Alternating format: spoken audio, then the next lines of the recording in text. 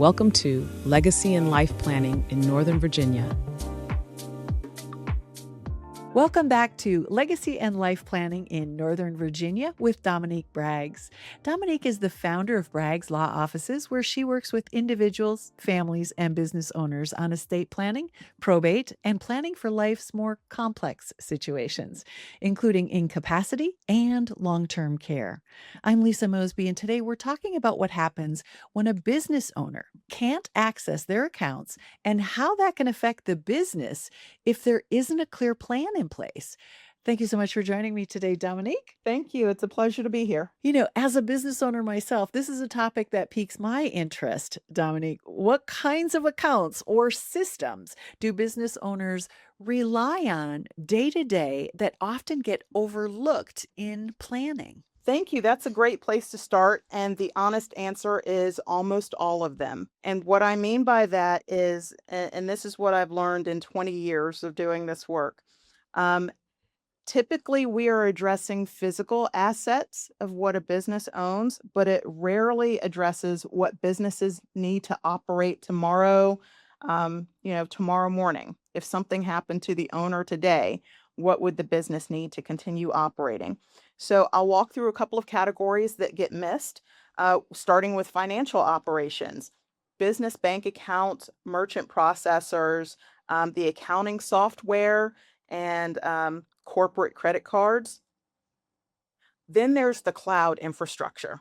Most businesses do a lot of work in the cloud. So your Microsoft 365 or your Google Workspace account, your file storage, whether that's on OneDrive or Google Drive or Dropbox, your document management system, and something that bites, business owners all the time is their domain registration. Because if you're working online, you want to make sure that you keep that account up to date. It controls whether your website and your email exist.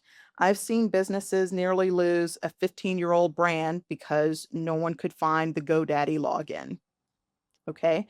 Client-facing systems are next. Your CRM, your practice management software, your scheduling tool, anything dealing with your website content and management system, communications, your main business email, the phone system, especially if it's a VoIP service, shared inboxes, and then you have vendor and government portals. Who's actually able to access those portals? Your state corporate commission filings, and basically also filings for your taxes and those sort of things. That's just the tip of the iceberg, but it's things that really business owners need to consider. Okay, Dominique, I'm not going to tell on myself too bad, but I definitely have two red flags in that list that you've offered to me. I'm curious, do access issues cause unexpected problems? We know that, but how do things like two-factor authentication or password protections make it harder for someone else to step in? Even your virtual assistant who you work with on a day-to-day basis may not have that information. Absolutely. So when we are talking about, just because someone might have the legal authority to act, it doesn't mean that they actually have the technical ability to log in. And one of the examples that I use most often is if something happens to you and you're hospitalized, you're in the ICU, and payroll is supposed to be run in the next day or so, you might think, well, my office manager can handle this. They can log in, they can run payroll. And perhaps they can actually log into the accounting software, but you have two-factor authentication on there. And where does that two-factor authentication show up? In your phone, in your pocket, in the hospital. So they're still not able to log in because the name of the game is verification and access. So with the two-factor authentication, they're still not able to get into the account. And so they're not able to run payroll. Now, your employees are not getting paid. So what's happening in those first moments when no one can access those accounts and decisions still need to be made? What happens? Well, first of all, what happens is either the business partner or the spouse tries to call someone and say, well, my spouse is sick, they're in the hospital, they just passed away. I should be able to access this because we're trying to run a business, we're trying to keep it going. But again, like I said, the key is verification and who has access. And so if you call one of these companies, it's going to go through their legal department, and their legal department is going to want to establish that you're someone who's authorized to access this information. That can take weeks. Okay. And even if you say, okay, well, I know how to get into my spouse's online accounts, I can just log in as them. You could actually open yourself up to some legal liabilities because you're not supposed to access someone else's online account without their specific authorization. And you may or may not have that. So that's also not an area that you want um, to start dabbling in, to just say, well, I know their online password, so let me just log into their account.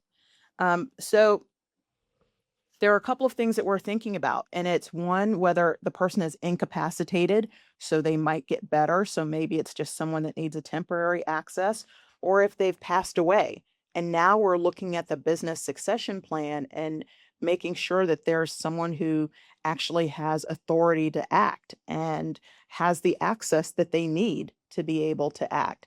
And so, again, this all goes back to planning, and we want to plan for those first 24 to 72 hours because they are critical as in terms of whether the business can continue on course, or whether things just start crumbling like a house of cards. And you mentioned the payroll, communication, order fulfillment would be something else. We need to have plans for all of those things. Can you walk us through what should be in place ahead of time so someone can step in and keep things running? Yes. So, like I said, it's not just access, but it's also authority. So, for instance, and this is information that we will want to have specifically in documents. So, whether, for instance, if someone puts this information in their will, but then they don't pass away, the will is not in play, or the will does not come into play. The will only comes into play when they pass away. So you need to make sure that the language is also in their power of attorney documents to say, this is the person who's able to access my account. You also want to make it very clear and have clear language that says, not only can they access the catalog, for instance, my emails, the to and from, and the subject line, but they're actually able to access the contents so they can see what's written in the emails so that they can respond to clients and vendors. It doesn't really help to say you sent these emails were sent to your vendors on Monday and Tuesday without actually being able to see what's in the email. So, what you want to have in place are those documents that actually give specific authorization and say, this is my agent, this is who can actually access my accounts. This is the inventory that I have of my various accounts. And notice I didn't say, here are all the passwords. You don't need to keep that together. You do need to have that listed and then keep it in a safe place so that the person that you authorize can then go and find that information. So you're not wanting to put logins and passwords together with these documents. These are just the specific authorizations where you're saying, this is the person that I trust to make decisions. This is what I want them to be able to do. And here's how to find the other information that they need. I just went through that leaving the country for a month and I was trying to figure out, you have the passwords, you have the login information, you know what websites to go to. So Yeah. this can open up a can of worms for a business. How do you guide clients in choosing the right person to have that level of access, responsibility, and then how is the data stored? So it's very important, the same way that you would choose a trustee for your trust. We say, we use the term trust and trustee, and we say, you really do need to trust this person because you are giving them access. So when we're talking about someone who is going to have access to your online accounts and your digital assets, you need to be able to trust them. You also need to know that they are tech savvy enough to be able to deal with this. I routinely, I joke that when I was younger, I would just hand my phone to my kids and say, "Show mommy how to do this." Well, we're now all a little bit older, but you could have a family member or a key employee that is really tech savvy about these online accounts and how to actually access them, how to get in and make updates, changes, and that sort of thing. You probably would not want to tap the person who is not comfortable or familiar with being online at all.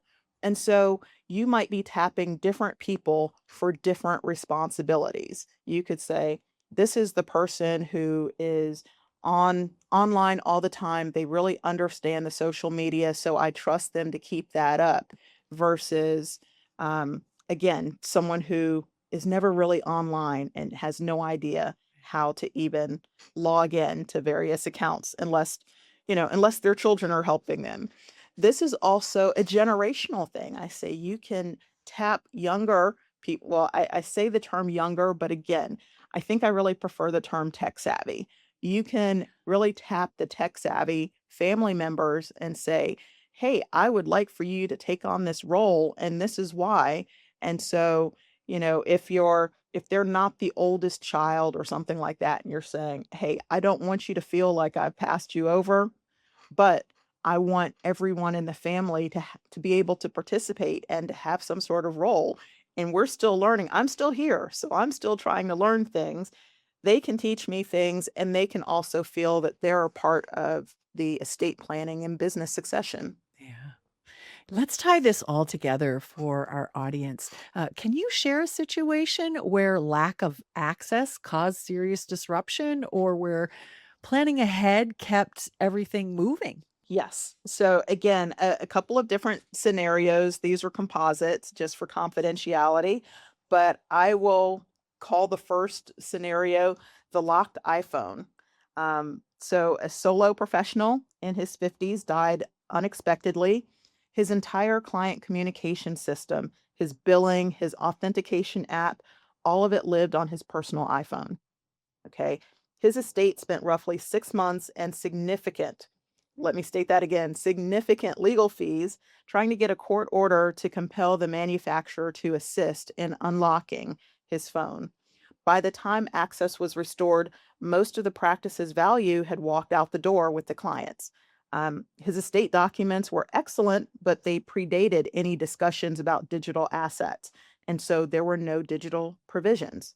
Now, the difference is I call this case the succession that worked because um, so you have a construction company owner who had about 40 employees. They had a stroke. His operating agreement named his chief operating officer as the interim manager. His power of attorney included full digital asset language that was compliant with the state laws and statutes. His password manager had emergency access configured for both his wife and for the CPA who assisted the company. Payroll ran on time that Friday. Clients were notified the same week with the calm, clear continuity message. He recovered. The business kept going. And 18 months later, when he chose to sell, he sold at full value. And so the difference between those two outcomes was not the quality of the legal documents, it's whether or not that operational layer had been put in place. So, as I said, the first is making sure that you have the documents that authorize the correct people. The next is having that operational layer so that there's also that technical access and who can do that. And then finally, making sure that you have a plan in place that someone can step into and, in the midst of chaos and calmly carry out that plan. Dominic, I want to thank you for bringing this into the light. There are many of us business owners who uh, might be listening to this show and hear red flag, red flag, red flag. If they're anything like me, I know that this has brought some awareness to them. Uh, Next steps. Do we need to talk to an attorney about this, or is this stuff that we can do on our own? Give us a little bit of guidance on that before we wrap up, please. So, next steps, you definitely want to speak to an estate planning attorney or Mhm. your business corporate attorney, making sure that you have these succession plans in place. But one thing that you can start doing today is take an inventory of your digital assets. That is going to be the first thing that you need to know, because you can't protect it if you don't know what you have.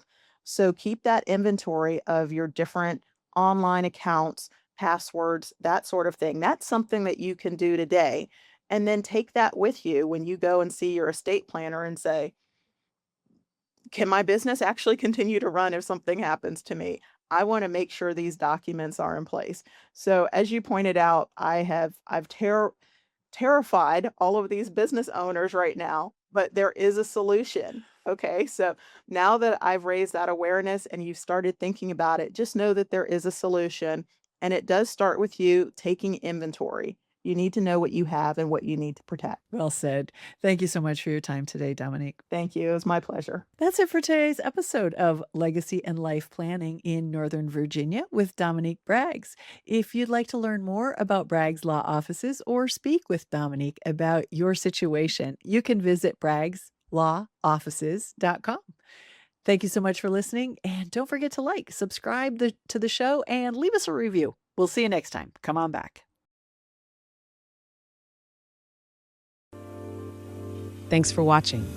Be sure to hit that like and subscribe button and leave us a review in the comments.